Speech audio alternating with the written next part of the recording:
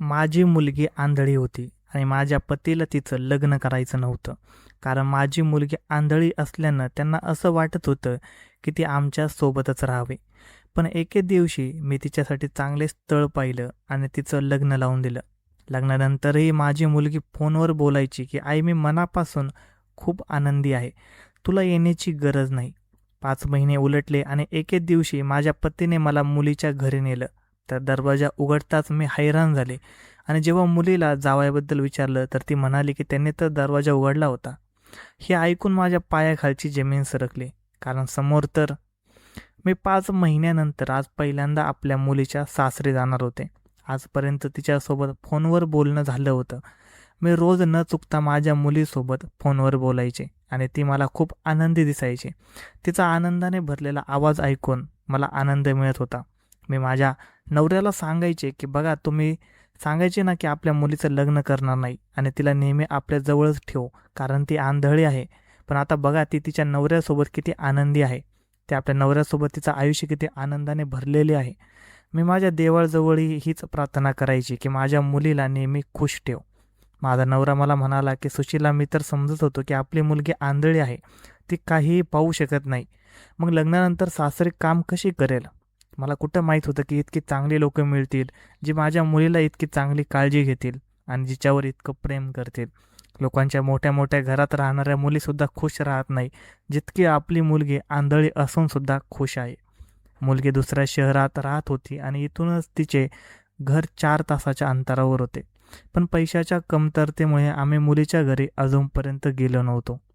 एक दिवस मी स्वप्नात पाहिले की माझी मुलगी टेन्शनमध्ये आहे. ती रडत आहे आणि तिचा नवरा तिच्यासोबत भांडण करत आहे. माझी आंधळी मुलगी रडून रडून परेशान झाली आहे आणि सारखे सारखे आपल्या आईवडिलांना आवाज देत आहे. मी हे दृश्य पाहिल्यानंतर माझ्याकडून राहिले गेले नाही. ताबडतोब उठून मी माझ्या नवऱ्याला सांगितलं, मला उद्या माझ्या मुलीकडे घेऊन चला. मला खूप भयानक स्वप्न पडलं आहे. मी दुसऱ्या दिवशी माझ्या पतीला सोबत घेऊन माझ्या मुलीच्या घरी जायला निघाले. माझी मुलीच्या घराबाहेर आम्ही पोहोचलो तेव्हा एका मध्यम वयाच्या माणसाने दरवाजा उघडला जो माझ्या मुलीचा राधाचा सासरा होता. त्याने दरवाजा उघडला तेव्हा आमच्या चेहऱ्यावर हास्य होते पण आम्हाला पाहून तिच्या चेहऱ्यावर मात्र हैराणी दिसत होती. असं वाटत होतं की जणू काही त्यांना आमचं इथं आलेलं आवडलं नाही. मी एक नजर राधाच्या सासऱ्यांच्या चेहऱ्याकडे पाहिलं तर त्यांच्या चेहऱ्यावरचा रंग उडाला होता. आमच्या मनात भीती निर्माण झाली होती. आम्ही आमच्या मुलीला भेटण्यासाठी घराच्या आत गेलो. आम्ही घरात जाऊन पाहिलं तर आमची मुलगी तिच्या खोलीत बसलेली होती आणि तिच्यासमोर बऱ्याच प्रकारची फळे कापून ठेवलेली होती आणि ती एखाद्या राणीसारखी एसीवाल्या खोलीत बसून फळे खात होती. आमच्या पावलांचा आवाज ती लहानपणापासून ओळखत होती. जशी आमच्या येण्याची चाहूल तिला लागली ती पटकन उठून उभी राहिली. आसपास मान फिरवत म्हणू लागली की आई बाबा तुम्ही दोघं आला आहात का? इतकं बोलून ती पुढे आली आणि आम्ही दोघांनी मुलीला मिठी मारली. तिला मिठीत घेऊन रडू लागलो. तिच्यावर चुंबनाचा वर्षाव केला. आम्ही जो विचार करून तिच्या घरी आलो होतो तसं अजिबात नव्हतं. तेवढ्यात मुलीचा सासराही त्याच खोलीत आला आणि म्हणू लागला की तुम्ही लोक बसा, मी तुमच्यासाठी थंड पाणी आणतो. आम्ही आमच्या मुलीजवळ बसलो होतो की राधाला विचारलं की बाळा तुझा नवरा कुठे आहे? कुठं दिसत नाही. यावर राधा माझ्याकडे हैराण होऊन पाहत म्हणाली की आई तू काय बोलत आहेस? माझा नवरा तर हा तुमच्यासमोर उभा आहे. मुलीच्या हाताच्या इशाऱ्याकडे पाहिलं तर आमच्या पायाखालची जमीन सरकली. कारण समोर तर आई खूप तहान लागली आहे. गळा सुकला आहे. जेव्हा माझ्या मुलीने मला आवाज दिला तेव्हा मी झोपेत होते. मुलीचा आवाज ऐकून मी हबकून जागी झाले. एक नजर मुलीकडे पाहिले तर ती समोर पलंगावर बसून हवेत हात फिरवत माझ्या पलंगाला शोधत होती. मुलीला पाहून मी खोल श्वास घेतला आणि उठून पाण्याचा ग्लास भरून मुलीला माझ्या हाताने पाणी पाजू लागले.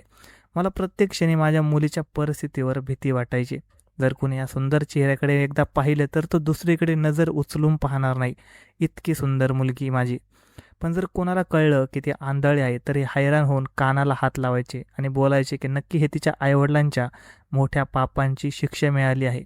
ती इतकी सुंदर मुलगी जन्माला तर आली पण ती आंधळी निघाली. नाहीतर जगात फार क्वचितच इतकी सुंदर माणसे पाहायला मिळतात. जेव्हा मी माझ्या मुलीला चुपचाप एका जागेवर बसलेले पाहायचे तर खूप वाईट वाटायचं. काही इच्छा होती की माझ्या मुलीला ही रंगीबेरंगी दुनिया पाहायला मिळावी, आपल्या आईवडिलांना ओळखावे. पण तिने फक्त तिच्या हाताच्या स्पर्शाने आमच्या चेहऱ्याचा नक्षा आपल्या नजरेत बनवला होता. ती वस्तूंचा वाज घेऊन खूप आपल्या मनाच्या सहाय्याने अंदाज घेऊन थोडंफार चालू फिरू शकत होते आणि आमच्या चाहुलीमुळे ती आम्हाला ओळखू शकत होती. मी मुलीला पाणी पाजले, एक नजर राधाच्या वडिलांवर टाकली. ते दिवसभर काम करून थकून भागून आपल्या पलंगावर गाठून झोपले होते. राधा आम्हाला आमच्या जीवापेक्षाही जास्त प्यारी होती. दुनियावाले तिच्याबद्दल काहीही विचार करत, पण राधावर आमचे जीवापाड प्रेम होते. मुलगी तरुण झाली तर माझ्या मनात विचित्र विचार येऊ लागले. मी माझ्या आंधळ्या मुलीसाठी चांगले स्थळ शोधू लागले. जेव्हा गावात एखाद्या मुलीच्या लग्नाची बातमी ऐकायची, तेव्हा माझ्याही मनात विचार यायचा की माझ्याही मुलीचं लग्न व्हावं. ती फक्त पाहू शकत नव्हती, पण घर चांगल्या प्रकारे सांभाळून घेत होती. मी याच विचारात मग्न होते. जेव्हा एक दिवस माझा नवरा घरी परत आला, तो कामावरून थकून भागून घरी परत आला होता. वडिलांच्या पावलांची चाहूल ऐकून माझी मुलगी लगेच उठली आणि भिंतीचा सहारा घेऊन किचनमध्ये निघून गेली. तिथे आपल्या जागेवर पाण्याचा माठ ठेवलेला होता. मुलीने पाण्याचा ग्लास भरला आणि ग्लास घेऊन वडिलांना आली आणि म्हणू लागली की बाबा पाणी प्या, खूप थकवा आला असणार. असं म्हणून ती वडिलांवर घुटमुळून बसली आणि मग वडिलांचे पाय दाबू लागली. पायातील बूट काढू लागली आणि म्हणाली की बाबा तुम्ही इथे आराम करा, मी तुमचे पाय दाबून देते. रामेश्वरने जेव्हा मुलीचे शब्द ऐकले तेव्हा नेहमीप्रमाणे हसून तिच्या कपाळावर चुंबन घेतले आणि आशीर्वाद देत म्हणाले, नाही बाळा, तू इथे माझ्याजवळ बस आणि मला सांग की आज आई तुला ओरडली तर नाही ना, की तुझ्याकडून जास्त काही काम तर करून घेतले नाही ना? मी आता तुझ्या आईची खबर घेतो. राधा हसतच म्हणाली, नाही बाबा, आई तर उलट माझी जास्त काळजी घेते, मला तर काहीच काम करू देत नाही. जर ती मला कधी रागवली तर मी तुम्हाला नक्कीच सांगेन. त्या दिवशी मी राधाला तिच्या खोलीत पाठवलं. तेव्हा मी माझ्या नवऱ्याला म्हणाले की आपली राधा आता तरुण झाली आहे, आपण आता तिच्या लग्नाचा विचार करायला हवं. माझं बोलणं ऐकून माझा नवरा माझ्याकडे हैराण होऊन पाहू लागला. असं वाटत होतं की जणू काही मी काहीतरी चुकीचं बोलले आहे, ज्याचा विचार त्यांनी कधीच केला नसेल. तू म्हणाले की तुझं डोकं ठिकाणावर आहे का? तू काय बोलत आहेस राधाबद्दल? तुला माहीत तर आहे ना, तिला डोळ्याने दिसत नाही. अशा परिस्थितीत आपल्या मुलीचं लग्न कसं करू? मला काही बोलायचं होतं, पण नवऱ्याने मला गप्प केलं आणि म्हणू लागला की मला आता या विषयावर काहीच बोलायचं नाही. हा माझ्या मुलीच्या आयुष्याचा प्रश्न आहे. इथे ती तिच्या आईवडिलांच्या घरी राहते, इथे प्रत्येक गोष्टीची आझादी आहे.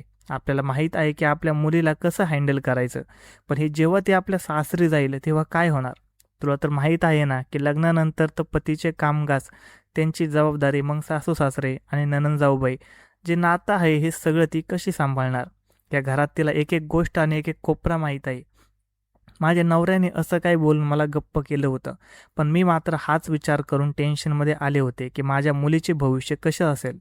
मी खूप लांबचा विचार करत होते. मनात अनेक विचार येऊ लागले होते. जर समजा आम्ही दोघे या जगातून निघून गेलो तर राधाचं काय होणार? ती कुठे जाणार? तिची जबाबदारी कोण घेणार? हा विचार करून माझ्या डोळ्यात पाणी यायचं. असे गाववाले आणि नातेवाईक माझ्या मुलीचे मस्करी करायचे, कारण ती आंधळी होती. एक दोघा महिलांनी तर इथपर्यंत सांगितलं की अशी मुलं जन्माला येण्याआधीच मरून जावेत. जसजशी मोठी होणार, आजार, प्रॉब्लेम्स उभे राहणार, शिवाय यांना कोण सांभाळणार? मी देवाजवळ हेच प्रार्थना करायची की माझ्या मुलीला चांगलं स्थळ येऊ दे, जो तिला चांगल्या घरी घेऊन जाईल. माझी मुलगी दिसायला खूप सुंदर होती, तिचा व्यवहारही चांगला होता. एकदा तिला घराचा अंदाज आला की ती घरातील सर्व कामे चांगल्या प्रकारे करायची. एक दिवस स्थळ जोडणारी बाई आमच्या घरी आली आणि म्हणू लागली की माझ्या नजरेत एक मुलगा आहे, तुमची इच्छा असेल तर मी तुमच्या मुलीचे लग्न त्याच्यासोबत लावून देऊ शकते.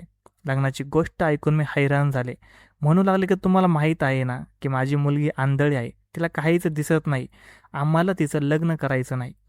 तर ती म्हणाली की मला हे सर्व माहीत आहे आणि मी त्यांना सगळं सांगितलं आहे, पण त्यांना काहीच हरकत नाही. तो खातापिता घरातला मुलगा आहे, शिवाय एकुलता एक मुलगा आहे. तुमची मुलगी खूप खुश राहील. मी त्या मुलाची तारीफ ऐकली, मनात आनंद झाला. माझ्या मनातही राधाच्या लग्नाबद्दल एक नवीन उमेद निर्माण झाली. मनात विचार आला की याच घरात माझ्या मुलीचं लग्न करून देते. त्या लोकांना माझ्या मुलीच्या आंधळेपणाची काहीच हरकत नव्हती. शिवाय ते श्रीमंत होते, घरात नोकर चाकर होते, कामे करण्यासाठी त्यांच्या घरी मोलकरणी होत्या. ते माझ्या मुलीचा चांगला व्यवहार आणि तिची सुंदरता पाहून लग्नाला तयार झाले होते. पण कळलं नाही की त्या लोकांना माझ्या मुलीबद्दल कसे कळले आणि कोणी सांगितले. रात्र होताच मी ही गोष्ट राधाच्या वडिलांच्या कानावर टाकली. एकदा पुन्हा लग्नाची बातमी ऐकून ते माझ्यावर संतापले. हे काय आहे? तू का आपल्या मुलीला नरकात ढकलत आहेस? मला कोणत्याही परिस्थितीत तिचं लग्न लावून द्यायचं नाही. हे ऐकून तर मी टेन्शनमध्ये आली होती, कारण मी त्यांना दुसऱ्या दिवशी मुलीला पाहण्यासाठी घरी बोलवलं होतं. दुसऱ्या दिवशी माझ्या मुलीला पाहण्यासाठी घरी पाहुणे आले होते. त्यावेळेस माझे पती घरी होते. त्या लोकांचा व्यवहार चांगला होता. त्याने माझ्या मुलीला पाहिलं तर सोबत असलेल्या महिलेने माझ्या मुलीला मिठी मारली आणि म्हणाले की आता हीच आमच्या घराची सून होईल. माझे पती हबकून त्यांच्याकडे पाहू लागले आणि म्हणाले की माफ करा, पण आमची मुलगी आंधळी आहे आणि आम्हाला तिचे लग्न करायचं नाही. कारण लग्नानंतर मुलीवर बऱ्याच प्रकारच्या जबाबदाऱ्या येतात आणि या जबाबदाऱ्या माझी मुलगी सांभाळू शकणार नाही. ती लोक म्हणाले की तुम्ही त्याची काळजी करू नका, हे सगळं तुम्ही आमच्यावर सोपवा. ते पहिल्यांदाच आमच्या घरी आले होते तेव्हा सोबत बरेच फळे आणि शगुनचं ताट घेऊन आले होते. त्याने राधाच्या हातावर 50,000 रुपये ठेवले. काही दिवसांनी पुन्हा आले, तेही खूप सामान घेऊन आले. हे सगळं पाहून मी आणि माझे पती आतल्या आत विरघळत होतो. त्या लोकांना खरोखर राधा आवडत होती. ती महिला आणि तिचा नवरा दोघांचेही स्वभाव चांगले होते. ते खूप घाईने या नात्याला तयार होते, पण माझ्या पतीने अजूनही मान्यता दिली नव्हती. त्यांनी या नात्याला मान्यता देण्यासाठी पूर्ण 2 महिने लावले. अखेर माझ्या मुलीचं लग्न ठरलं. आम्ही लग्नाच्या तयारीला लागलो. माझी मुलगी खूप खुश होती. तिने मुलाला पाहिलं तर नव्हतं, पण तिने मनातल्या मनात आपल्या होणाऱ्या नवऱ्याची छबी उतरवली होती. लग्नाची तारीख फिक्स करू लागलो तर ती लोक त्यांच्या पद्धतीने रीतिरिवाजानुसार सर्व काम करत होती. म्हणू लागली की आम्ही आमच्या रीतिरिवाजानुसार लग्न करणार आणि आम्ही आमच्याच रीतिरिवाजानुसार मुलीचे लग्न मुलाकडे केले जातं. शिवाय 4 तासांचा प्रवासही होता. वेळेवर पोहोचणंही शक्य नव्हतं. म्हणून जेव्हा लांबचे नाते जोडले जाते तेव्हा लग्न मुलाकडे होते. हे ऐकून आम्ही विचारात पडलो होतो की असं कसं होऊ शकतं. पण आम्ही जास्त काही विचार केला नाही आणि त्याला मान्य केले. आम्ही ठरवलं की ती लोक मुलीला आपल्यासोबत घेऊन जातील आणि आम्ही दुसऱ्या दिवशी सामानासोबत घेऊन त्यांच्या घरी पोहोचणार आणि मग तिथे दोघांचे लग्न लावून देणार. ठरल्याप्रमाणे त्या दिवशी आमची मुलगी त्यांच्यासोबत निघून गेली. आम्हाला दुसऱ्या दिवशी सकाळी सामान घेऊन जायचं होतं. दुसऱ्या दिवशी सकाळी आम्ही गाडी घेऊन सामान घेऊन आमच्या मुलीच्या इथे जाण्यास निघालो तर रस्त्यात एक भयंकर मोठा ॲक्सिडेंट झाला आणि त्यामुळे रस्ता पूर्ण ब्लॉक झाला होता आणि आमचे 3 ते 4 तास असेच वाया गेले. मजबुरीने आम्हाला दुसऱ्या रस्त्याने जावं लागलं, ज्या रस्त्याने आम्हाला 5 तास लागले होते. आम्ही खूप मुश्किलीने मुलीच्या सासरी पोहोचलो होतो, पण जेव्हा तिथे पोहोचलो तेव्हा आमच्या पायाखालची जमीनच सरकली. कारण आमच्या मुलीचे लग्न झालं होतं. ती नवरी बनून सोफ्यावर बसली होती.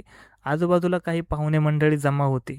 माझ्या मुलीचा नवरा डाव्या बाजूला उभा राहून हसत होता आणि तिचे सासू सासरे तिच्यासोबत सोफ्यावर बसून फोटो काढत होते. आम्हाला पाहून ती लोक आमच्या जवळ येऊन माफी मागू लागली आणि म्हणाले की तुम्हाला यायला खूप उशीर झाला. म्हणून आम्ही लग्न लावून दिलं, कारण पंडितजींना आणखी दुसऱ्या ठिकाणी लग्नासाठी जायचं होतं. आमच्या मुलीचे लग्न झाले होते. आम्हाला दुसरं आणखी काय हवं होतं. आमच्या चेहऱ्यावर आनंद पसरला आणि आम्ही मुलाला आशीर्वाद देऊ लागलो. ते घर एखाद्या महलापेक्षा कमी नव्हतं. आम्ही खुश होतो की आमची मुलगी इथे राज करणार होती. लग्न त्यांच्या रीतिरिवाजानुसार पार पडलं होतं. आम्ही 1 दिवस तिथे थांबलो आणि मग आपल्या मुलीला पुन्हा येऊ असे सांगून परत घरी निघून आलो. आमच्या दोघांच्या खांद्यावरून जसा काय खूप मोठं ओझं उतरलं होतं. घरी आल्यावर नेहमी मुलीची फोनवर चौकशी करून घ्यायची, तर ती नेहमी म्हणायची की मी इथे खूप आनंदी आहे, इथे सगळी लोक खूप चांगली आहेत, माझी खूप काळजी घेतात. कधी कोणी आजपर्यंत माझ्यासमोर मोठा आवाज करून बोललं नाही. हे मला वडिलांचे प्रेम देतात आणि माझा नवराही खूप चांगला आहे. मुलीच्या तोंडून हे ऐकून मला खूप आनंद व्हायचा.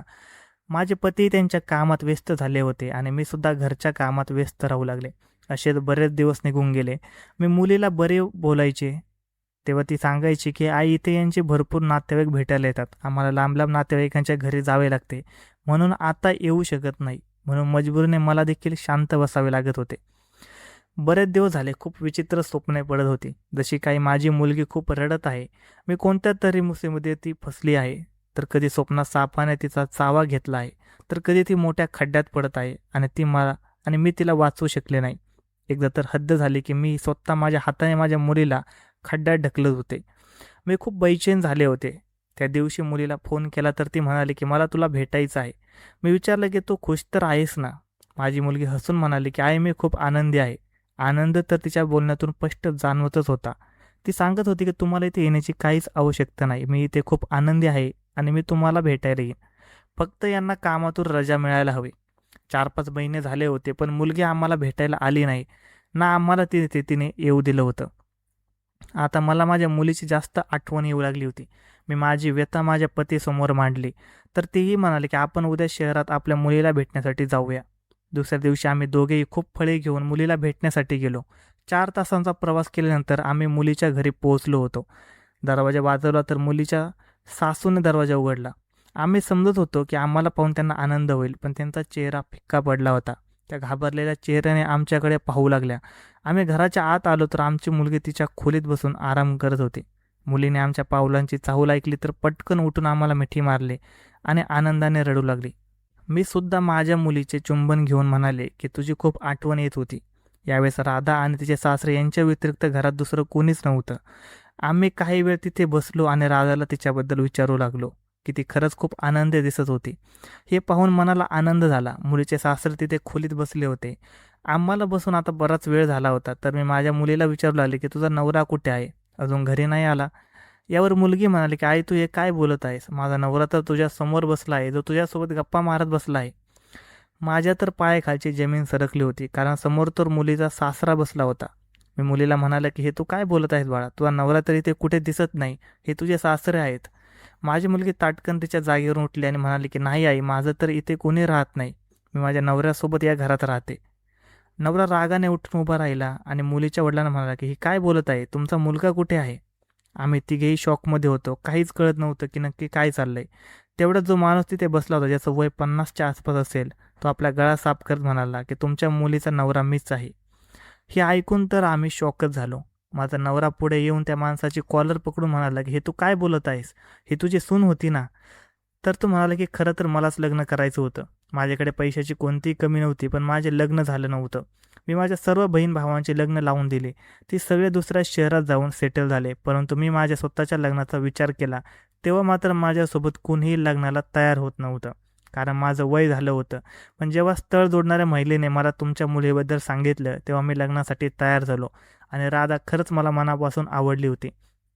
मला माहीत होतं की तुम्ही तुमच्या मुलीचे लग्न माझ्यासोबत लावून देणार नाही, म्हणून मी हा संपूर्ण प्लॅन तयार केला आणि लग्नाच्या दिवशी मी तुमच्या येण्याआधी लग्न लावून घेतले, जेणेकरून तुम्हाला कळू नये की तुमच्या मुलीचं लग्न कोणासोबत झालं आहे. ही बातमी ऐकून आम्हा तिघावर आभाळ कोसळले होते. माझ्या नवऱ्याने रागाच्या भरात त्या व्यक्तीला मारणे सुरू केले. राधा खूप रडत होती. मी त्या क्षणी आमच्या मुलीला सोबत घेऊन आमच्या घरी परत आलो होतो. त्यानंतर राधाचा नवरा बऱ्याचदा आमच्या घरी येऊन माफी मागू लागला. तो राधाला म्हणाला की राधा तूच सांग, मी आजपर्यंत कधी तुझ्यावर रागवलो का, किंवा तुझ्यावर मोठ्याने कधी ओरडलो का, मी कधी तुझ्यावर हात उचलला का, तुला मी नेहमी माझ्या हाताच्या फोडासारखं जपलं आहे, तुझी प्रत्येक इच्छा पूर्ण केली आहे. मी आजपर्यंत तुला कधी जाणवू दिले नाही की तू आंधळी आहेस. मी तुझे डोळे बनवून तुला जग दाखवलं. राधा रडू लागली होती. राधाने मनोमन तिच्या नवऱ्याच्या प्रेमात पडू लागली होती. राधा म्हणाली की आई हे खरंच आहे, मी ना तर यांचा चेहरा पाहायला आहे ना यांचे शरीर, मी फक्त यांचा व्यवहार आणि माझ्याप्रती यांचे अतूट प्रेम पाहून यांच्यावर प्रेम करू आले आहे.